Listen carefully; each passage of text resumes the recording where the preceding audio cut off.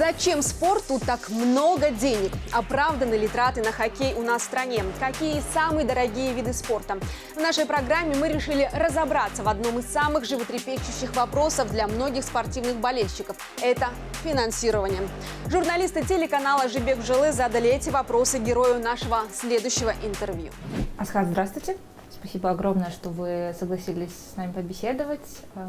Первый вопрос у нас такой общий будет, который интересует всегда всех болельщиков спорта и не только болельщиков спорта. Зачем спорту так много денег? Спорт – это важная отрасль жизнедеятельности человека, но и страны в целом. Очень большое количество людей задействовано в этой отрасли. И почти наверняка каждую семью касается спорт.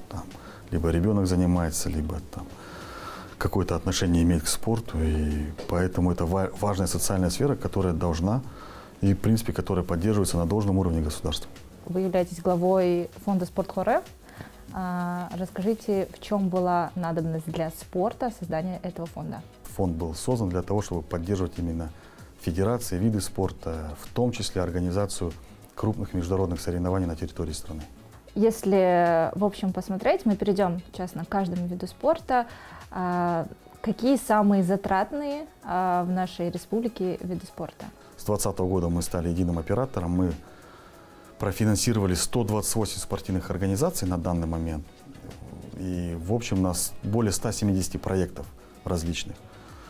И вот в этой массе более 50% занимают олимпийские виды спорта. Соответственно, на олимпийские виды спорта, я думаю, больше финансирования и выделяется. 4 клуба: футбольный клуб «Астана», хоккейный клуб «Борис», баскетбольный клуб «Астана» и «Астана Казахстан Тим» команда. Все команды столичные.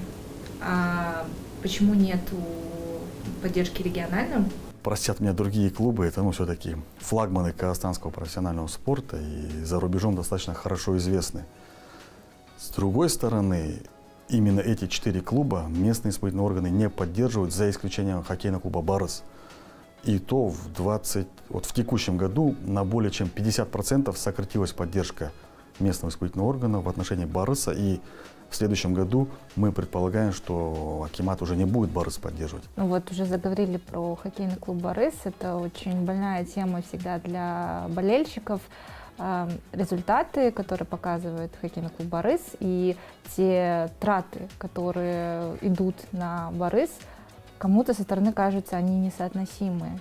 Смотрите, нужно не то чтобы определиться, но если мы хотим выиграть КХЛ или Кубок Гагарина, то, в принципе, нам необходимо все средства взять и пустить только на основную команду, забыв о ДЮСШ, забыв о всей вертикали, о других 3 клубах, 2 молодежных, и просто нанять лучших легионеров, которых возможно, и, извиняюсь за выражение, рубиться в КХЛ за то, чтобы в конце либо выйти в финал, либо выиграть Кубок Гагарина. Но у нас чуть другая философия, это в целом структурная подготовка всех хоккеистов, команд, и в том числе женский хоккей, для того, чтобы этот вид спорта был максимально использовали потенциал выделенных средств для вида спорта.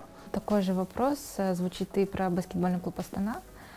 Тоже результаты неутешительные. В ВТБ-лиге 1 победа. В этом году клуб просто поменял философию. Мы можем играть и как вы сказали, на данный момент 1 победа, но были бы 3 победы, но играли бы одни иностранцы, и, в принципе, эта картина бы не меняла.